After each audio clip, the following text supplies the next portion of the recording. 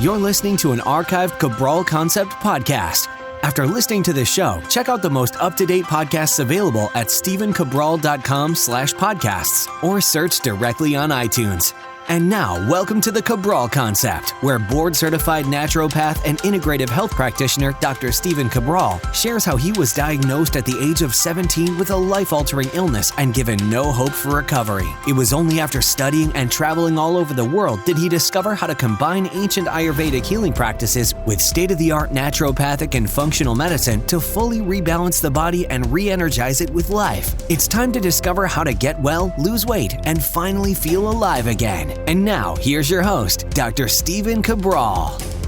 Today on our Weight Loss Wednesday show, we're going to be getting into part of my philosophy. So really this week we've been doing the mindset and motivation philosophy, which trying to tie everything together. And the understanding really that no one piece, like not diet, not exercise, not detoxification, not mindset, no one thing is ever going to get you to your goal. So we have to look at it as an overall philosophy, an overall healthy lifestyle philosophy, and then an overall life philosophy.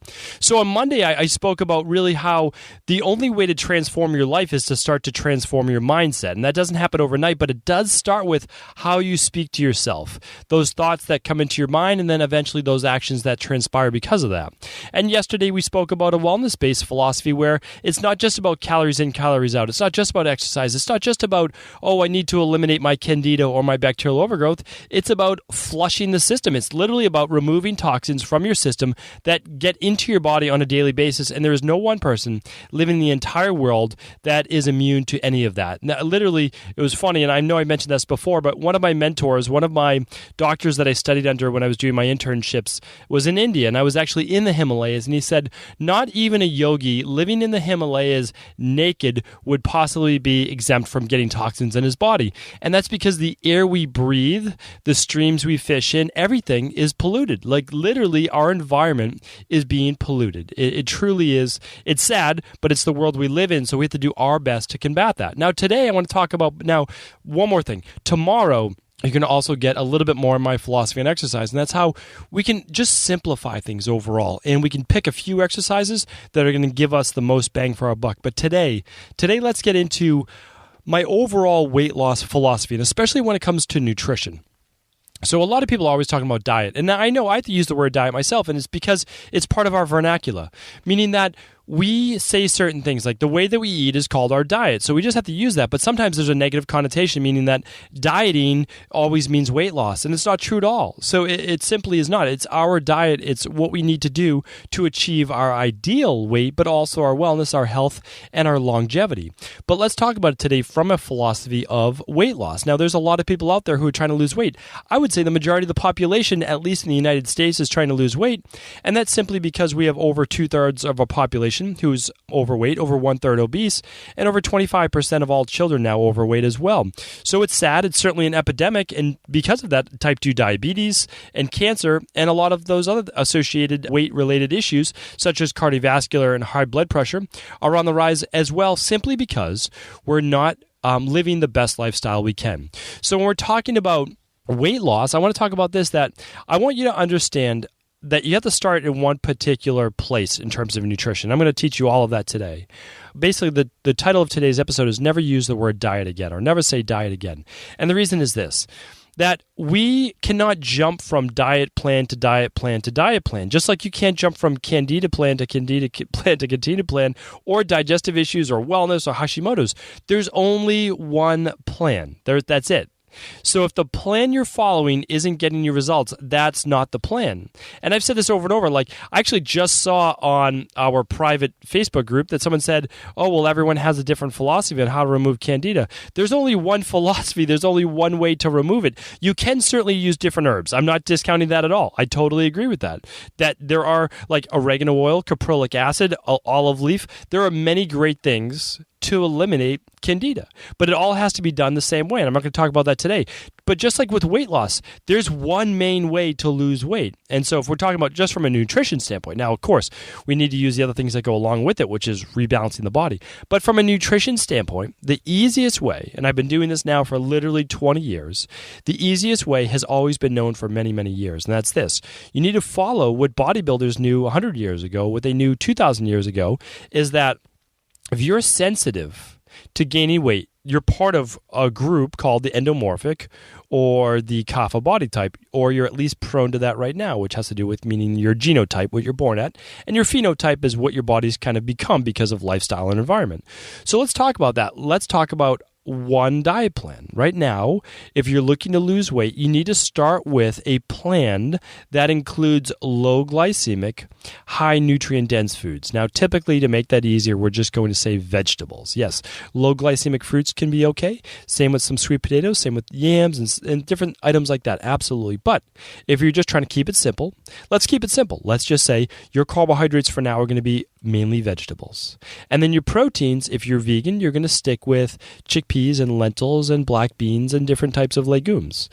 And for your healthy fats, you're going to use olive oil and you're going to use some avocado, and you're going to keep that, though, to no more than 1 to 2 tablespoons per meal. One of the reasons you're doing that is, one, your body has plenty of excess energy, meaning like your fat stores. So fat is a great source of energy. It has 9 calories, meaning it has double the calories of a carbohydrate or a fat. So we don't need to overload that right now. And that's the issue with a lot of paleo-based diets, is that they overload it. However, every food I just mentioned to you is paleo-based. Now, some paleo people do not believe in beans and legumes and those types of things, and that's okay as well. You just need to center it around your protein, your healthy fat, and your carbohydrate every meal. Now, there is no bread, there is no pastries, there are no soft drinks, there are none of those things. This is where you have to start. And when you start there, you can understand that these things are going to help rebalance blood sugar levels. They're going to decrease insulin levels, your hemoglobin A1C, over a period of about 90 days. And they are going to decrease inflammation as well, if I haven't already mentioned that.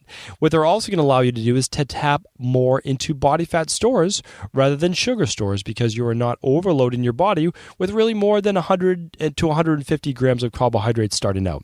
Now, how long do you have to do this? Just about 3 weeks. Our plan, so I use the Fatlocity nutrition plan, or of course I use the Dr. Cabral detox. You can do what you feel is appropriate for you. But after that 21 days, you're going to have lost somewhere between 5, 10, or 15 pounds or more. Some people lose more. Now, keep in mind, if you need to lose 50 or more pounds, you might lose, some people lose 21 pounds in 21 days on our plan. That's not everyone. I certainly would not say that to everyone. But if you have to lose 20 pounds or more, you're probably going to lose 10 pounds or so, maybe 15 in that 21 days, which is fantastic. That's going to kickstart your body, kickstart your metabolism, get you going, keep you motivated.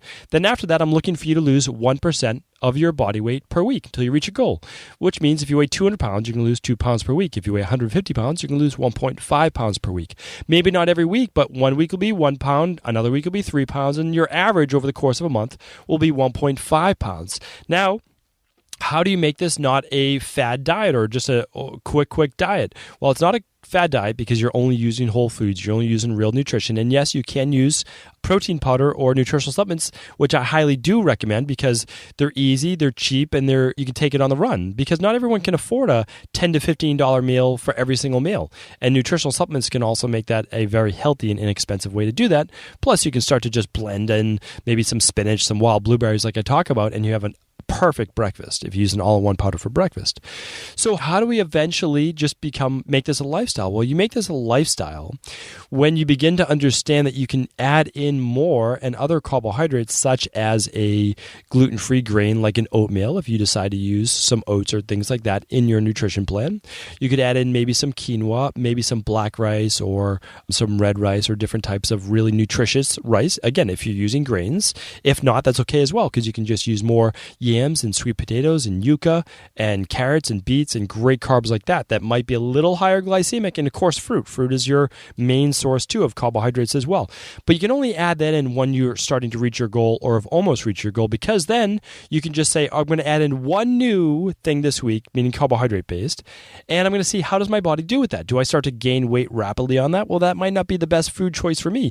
Or maybe I've just timed it wrong. Maybe it's best for me to have that food after my workout, but not necessarily for dinner at night, which might be better off as more vegetable based. So you're going to find out what works for you, but you never get to find out what works for you if you do not get your control set. And that's what I always talk about. Your control is your first 21 days.